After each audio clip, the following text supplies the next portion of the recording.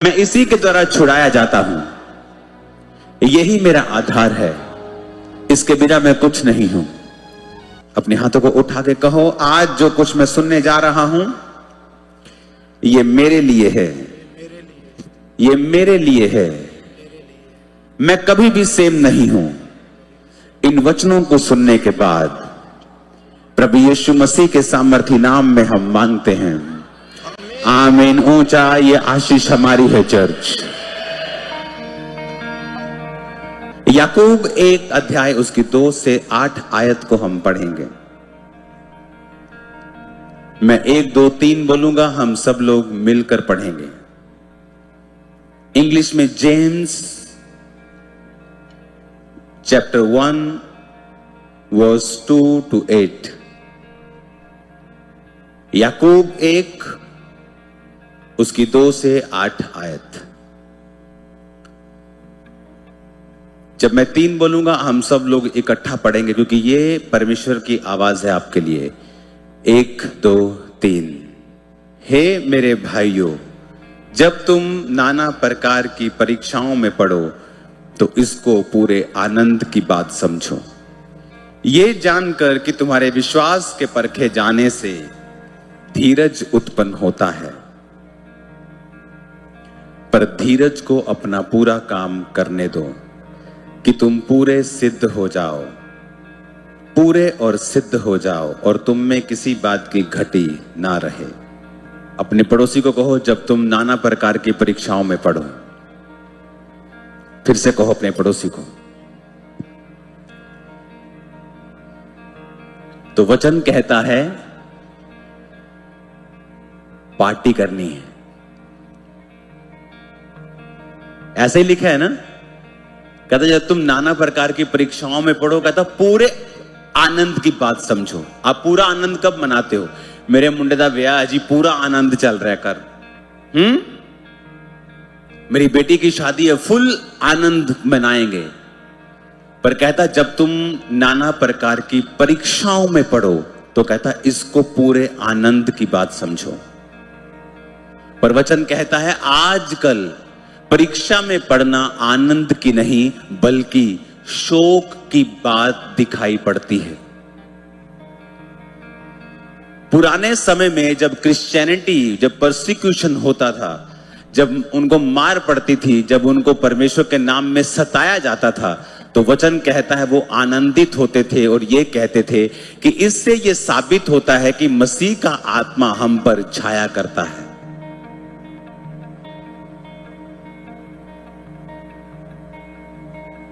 आप 2 कंडीशन में हैं अभी।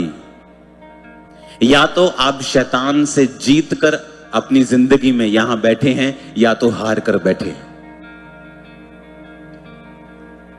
आप मिडिल में नहीं हैं।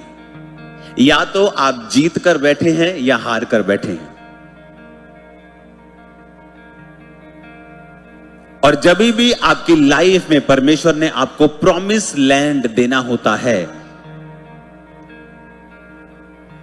वो आशीष जिसके लिए आप पैदा हुए हैं, आपकी बुलाहट, दाऊद की बुलाहट थी राजा बनने की, उसके लिए परमेश्वर ने उसे चुना था। और जब राजा बनने का समय जब तक नहीं आया, बाइबल कहती है उसे गोलियत से लड़ना पड़ा। गोलियत से लड़ने से पहले दाऊद को यह मालूम नहीं था कि वो इससे क्यों लड़ रहा है, क्योंकि जैसे ही उसने गोलियत को मारा, बाइबल कहती पूरे इज़राइल में मशहूर हुआ और उन्होंने कहा कि शाऊल ने हजारों को और दाऊद ने लाखों को मारा है। दाऊद का गोलियत को मारना एंट्री पॉइंट था, जहां से उसने अपनी बुलाहट के पूरा होने की शुरुआत की। पर आज का क्रिश्चियन जब दुखी होता है, परमेश्वर को गाली निकालता है, सवाल करता है, अपने विश्वास से हटता है, प्रेयर कम कर देता है, बाइबल कम कर देता है, चर्च ओकेजनली कर देता है, संडे चौथे संडे जाता है, उसके बाद फिर वो ईस्टर और क्रिसमस के दिन जाने लगता है, अपने आप को कहता क्रिश्चियन है, गले में क्रॉस भी डालता है, लेकिन परमेश्वर के सामने वो हारा हुआ क्रिश्चियन है। अगर आपको वो पाना है जिसके लिए परमेश्वर ने आपको पैदा किया है, आपको शैतान को हराना पड़ेगा। बिना अनॉइंटिंग के आप उसको हरा नहीं सकते।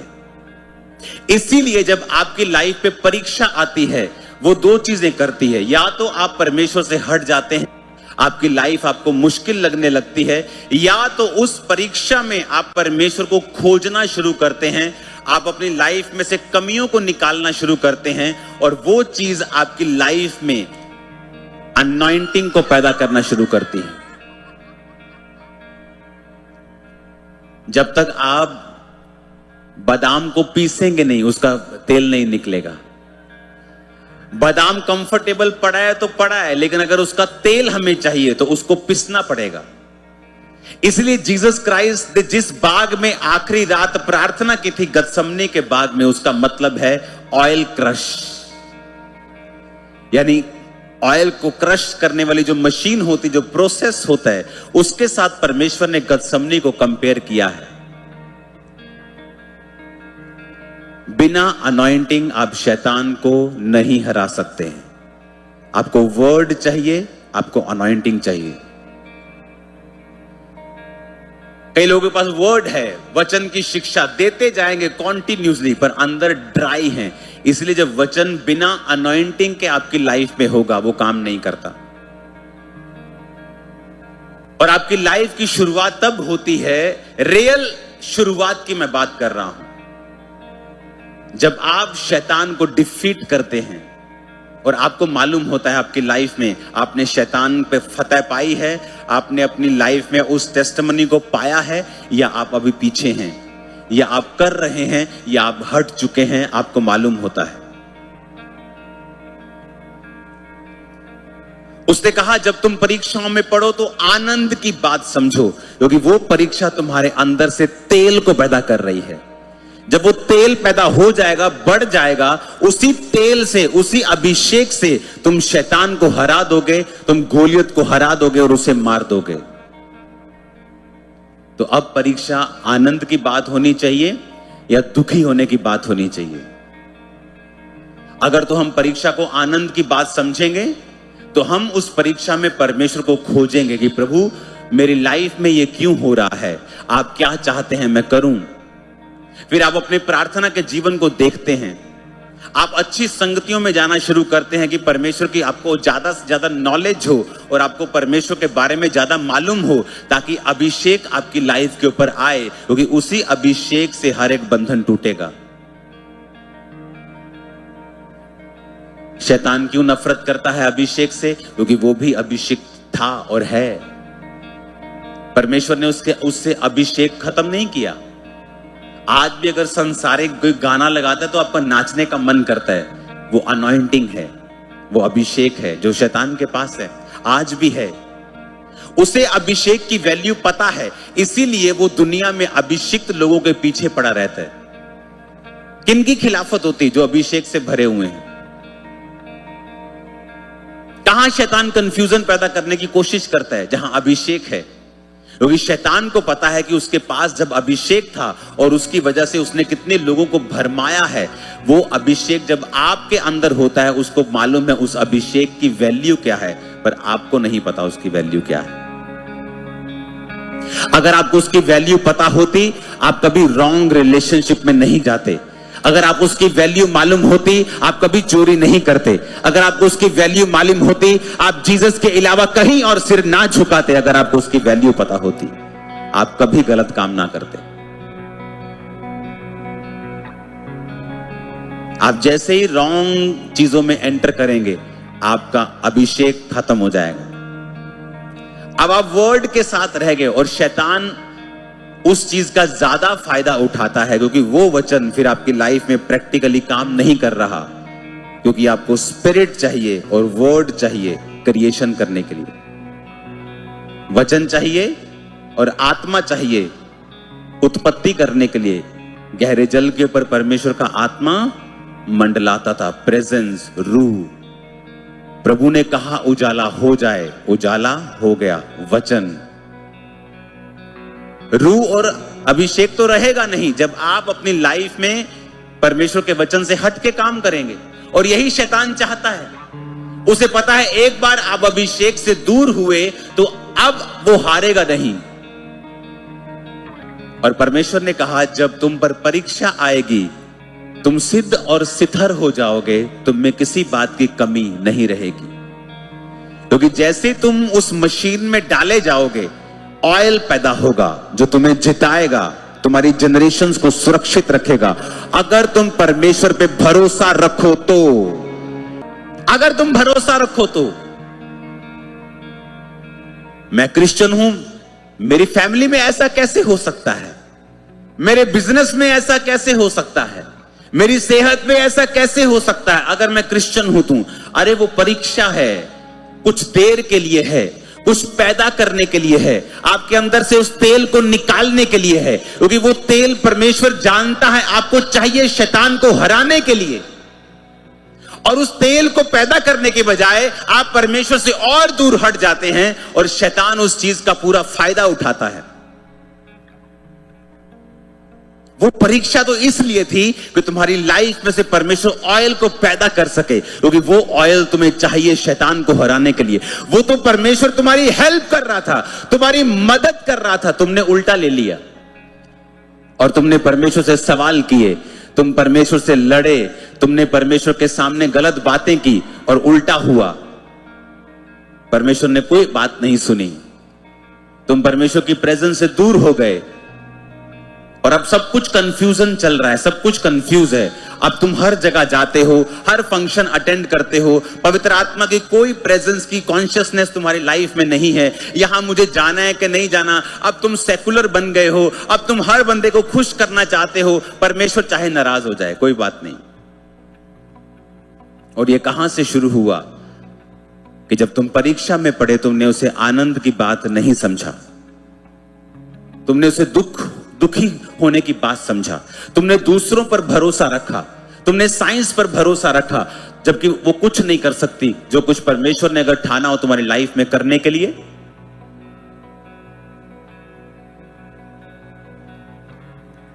चर्च में एक आप टेस्टिमनी आप सुनते हैं, एक मिसकैरेज हुआ, 2 हुए, 3 हुए, 4 हुए, 9 मिसकैरेजेस हुए।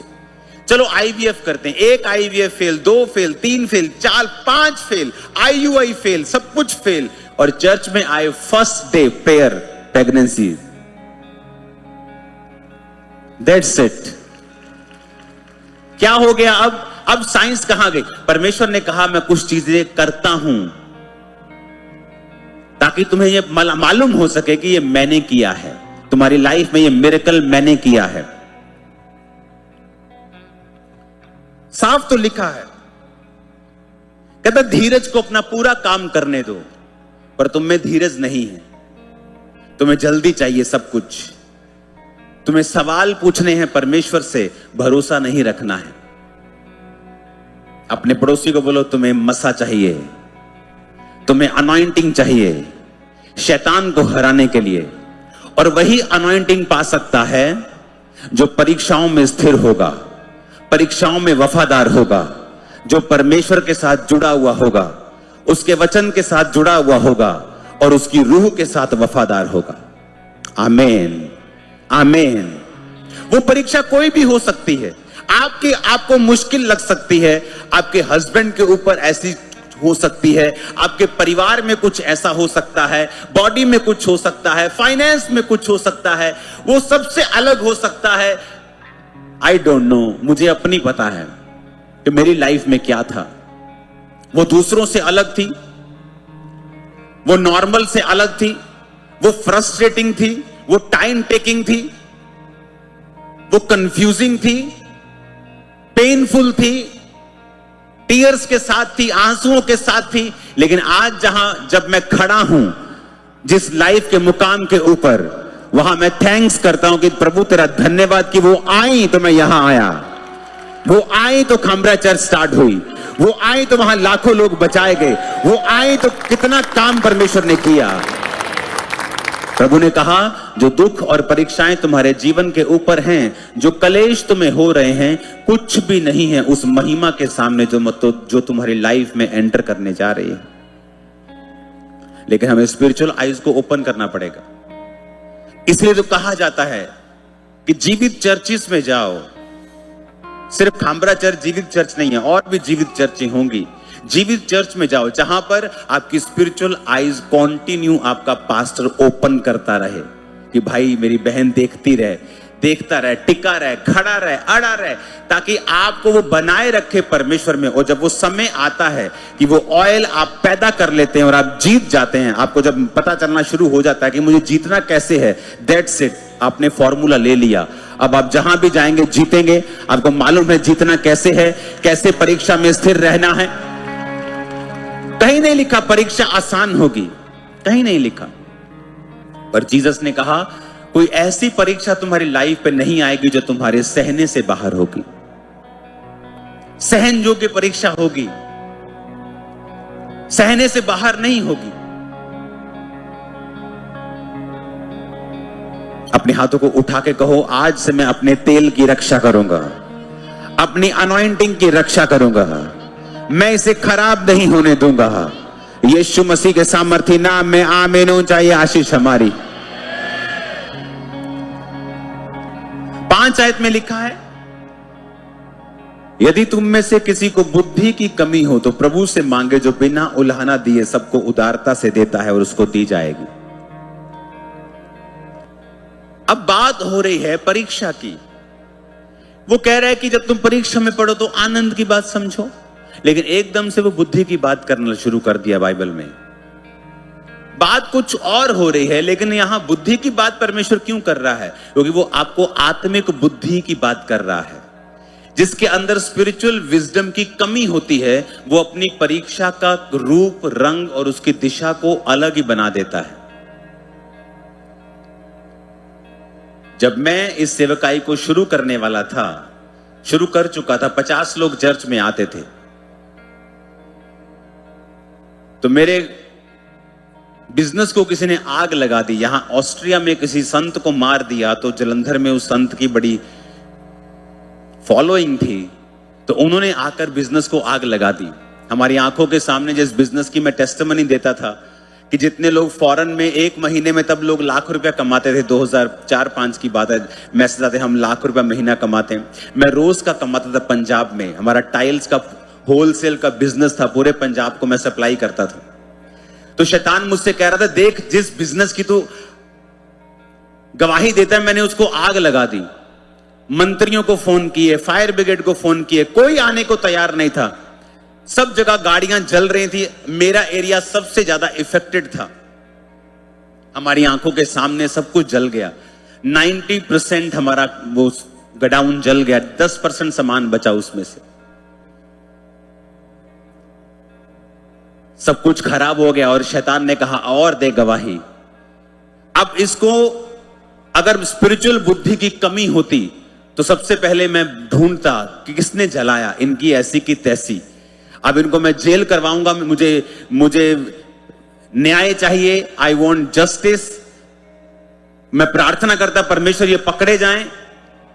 स्पिरिचुअल विजडम कहती है सब बातें मिलकर भलाई को पैदा करती हैं जो मसीह यीशु से प्रेम करते हैं।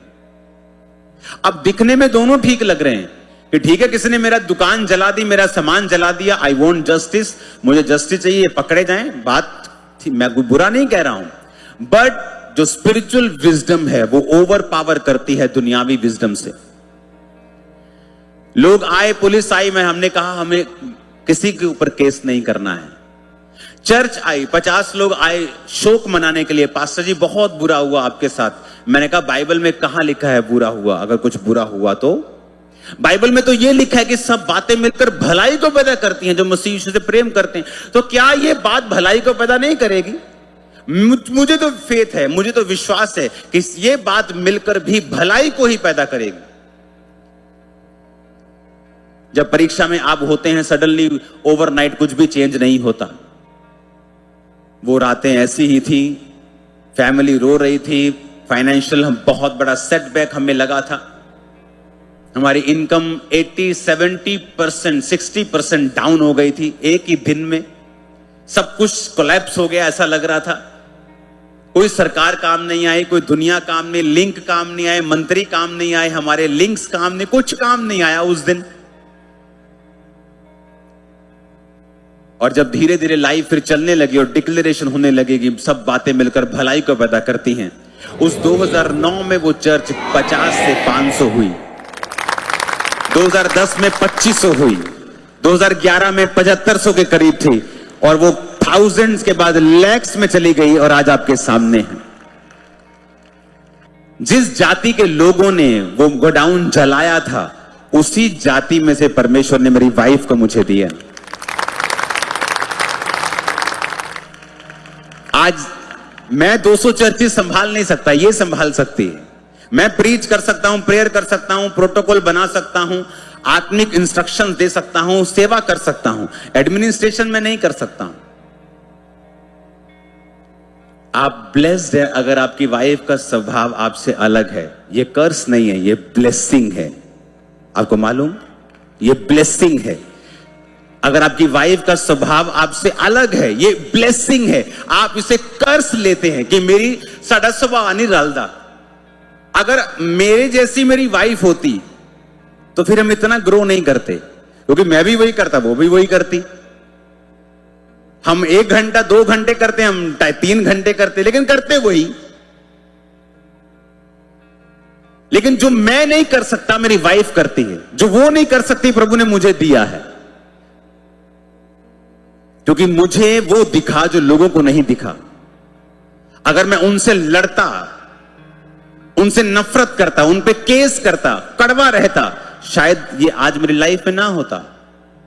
वो जेल में होते, 100% होते। कोई 2 साल में बाहर आता, कोई 7 साल में बाहर आता, लेकिन मुझे क्या मिलता? आप मेरी बात समझ रहे कि नहीं? आपको अपनी लाइफ की परीक्षा के पीछे के स्पिरिचुअल रीजन को समझना है और उसे दुनियावी तरीके से हल करने की कोशिश नहीं करनी है। आपको चर्चिस में जाना है, जीवी चर्च में आपको प्रार्थना करनी है, बाइबल के साथ जुड़े रहना है, आत्मा के साथ लगे रहना है, प्रभु को बोलते रहना है कि परमेश्वर बताएं आपकी मर्जी क्या है, इस परीक्षा में मैं क्या करूं। इसलिए उसने कहा अगर तेरे पास बुद्धि की कमी है तो। अब बुद्धि की बात क्यों आ गई परीक्षा में? क्योंकि बुद्धिमान लोग ही परीक्षा में खरे निकलते हैं। और कौन से बुद्धिमान? जो वचन में बुद्धिमान है, जो जानते हैं कि वचन में क्या लिखा हुआ है, हमें वही फॉलो करना है। हालेलुया। आज वो सारे लोग जो क्रिश्चियन नहीं हैं पर उस जाति के हैं, मेरी इज्जत करते हैं, ऑनर करते हैं, चाहे वो दिल्ली में रह रहे हो, चाहे वो पंजाब में रह रहे हो। कितने मेरी बात को समझ रहे हैं? क्योंकि मैंने देखा अपनी प्रॉब्लम के पीछे के परमेश्वर के कारण को देखा, उसके हाथ को देखा, उसके मकसद को देखा, बाइबल में जुड़ा रहा। मुश्किल था, हां था, पेनफुल था। तब मेरी फैमिली क्रिश्चियन नहीं थी। 2004 में मैंने बपतिस्मा लिया था, मेरे भाई ने मेरे साथ बपतिस्मा लिया था। 3-4 महीने के अंदर मेरा भाई बैकस्लाइड हो गया था, मैं रह गया था सिर्फ चर्च जाने वाला। 2009 वो पीक समय था, पीक, जब ना तो मेरे जीवन के ऊपर कोई ऐसा कोई ऐसा खतरनाक सा कोई परमेश्वर का हाथ नजर आने वाला हाथ था कि लोग बोलते वाओ, मेरी फैमिली बोले वाओ। 50 लोग थे, उसी घर में मैं चर्च लगाता था। और वही घर पे आग लगा देना और सामने के गोडाउन को आग लगा देना, it was a big challenge. कि वो सोच सकते थे कि शायद तेरी वजह से ऐसा हुआ क्योंकि तू सेवा करता है। मेंटली चैलेंजिंग था, स्पिरिचुअली चैलेंजिंग था। अभी सिर्फ 50 लोग हैं, मेरी लाइफ में कुछ ऐसा बड़ा हाथ परमेश्वर का नजर नहीं आ रहा है, तो है पर लोगों को अब नजर आता है, तब नजर नहीं आ रहा। तब मैंने क्या किया? वचन के ऊपर भरोसा किया। वो समय था जब परमेश्वर तेल निकाल रहा था, मुझे पीस रहा था। लोगों को लगता था कि ये पिस रहा है, लेकिन वो तेल निकल रहा था और उस ऑयल ने फिर मुझे जिताया है। एक के बाद एक फाइट जीत कर मैं यहां पे आया हूं। हालेलुया। शैतान ने ट्राई नहीं किया क्या ऑयल खराब करने के लिए? बाइबल कहती है थोड़ी सी मूर्खता, बुद्धि और प्रतिष्ठा को घटा देती है। बाइबल कहती है मरी हुई मक्खियों के कारण गंधी का तेल भी सड़ने और बसाने लगता है। मरी मक्खियां पाप, गंधी का तेल सुगंधित तेल अभिषेक कि पाप के कारण तेरा सुगंधित तेल भी सड़ने लगता है, उसमें से स्मेल आती है, वो बसाने लगता है। अगर अपनी लाइफ में किसी चीज की रक्षा करनी है तो अपने अभिषेक की करो। वही शैतान उसी के पीछे है। उसे पता है एक बार इसको करप्ट कर दिया, फिर अगर इसके पास वचन है अकेला, ड्राई वर्ड आपकी लाइफ में फिर कुछ नहीं करेगा। अगर परमेश्वर का रूह, उसका मसा आपकी लाइफ में नहीं है तो। अगर आपके लाइफ में परमेश्वर का रूह और मसा है, आप बाइबल नहीं पढ़ते तो भी आप बहुत गलतियां करते हैं। यह बैलेंस में रहना चाहिए। क्या लिखा बाइबल में, फिर से पढ़ेंगे। अगर तेरे पास बुद्धि की कमी है तो प्रभु से मांग। कहता बिना उलाहना दिए वो सबको उदारता से देता है और उसको दी जाएगी, और वो विश्वास से मांगे और कुछ संदेह ना करे। संदेह करने वाला समुद्र की लहर के समान है जो हवा से बहती और उछलती है। ऐसा मनुष्य ना समझे कि मुझे प्रभु से कुछ मिलेगा। यह व्यक्ति दुचित्ता है और अपनी सारी बातों में चंचल है। अब आप देख लो, आपको प्रभु को खुश करना है कि सेकुलर बन के सबको खुश करना है और प्रभु को नाराज करना है? क्योंकि शैतान को पता है आपकी अनॉइंटिंग खराब कैसे करनी है, और एक बार आपकी अनॉइंटिंग पे उसने अटैक किया, आपके तेल को खराब किया, फिर आप जो भी हैं वो आपके नाम की परवाह नहीं करता। चाहे आप किसी प्रेरित के बेटे हैं, चाहे आप किसी बिशप के बेटे हैं, चाहे आप आरसी बिशप के बेटे हैं, फिर वो आपकी परवाह नहीं करता। फिर वो आपको पूरा नचाएगा, जो आपकी लाइफ में करना चाहेगा वो करेगा। आप प्रभु की लाइफ को, मकसद को पूरा नहीं कर पाएंगे। परमेश्वर की लाइफ में जो प्रभु के आपकी जिंदगी में मकसद है, आप उसे कभी पूरा नहीं कर पाएंगे। आपको एक क्रिश्चियन लाइफ जीनी है जो परीक्षाओं में परमेश्वर के साथ वफादार हो। बोलो मैं आनंद की बात समझूंगा। फिर से कहो ऊंची आवाज में, फिर से कहो मैं आनंद की बात समझूंगा। जब परीक्षाएं आएंगी तो मैं आनंद की बात समझूंगा, मैं आनंद मनाऊंगा। फिर से कहो मैं आनंद मनाऊंगी। जब परीक्षाएं आएंगी, जब परीक्षाएं आएंगी मैं आनंद की बात समझूंगा, क्योंकि मेरी परीक्षा से विश्वास पैदा होगा, धीरज पैदा होगा, स्थिरता पैदा होगी, सिद्धता पैदा होगी। यीशु मसीह के सामर्थ्य नाम में आमीन ऊंचा, ये आशीष हमारी है। आमीन ऊंचा, मैंने कहा ये आशीष हमारी है। आज अपनी लाइफ को घर में जाकर सोचना है, डेडिकेट करना है परमेश्वर के सामने, और प्रभु से माफी मांगनी कि परमेश्वर परीक्षाओं में मैं तुझसे वफादार नहीं रहा, लेकिन आज से वायदा करता हूं मैं वफादार रहूंगा। और मौका दें परमेश्वर को काम करने का, मौका दें आपकी लाइफ में से अच्छी चीजों को निकालने का, उसे समय दें, उसे टाइम दें।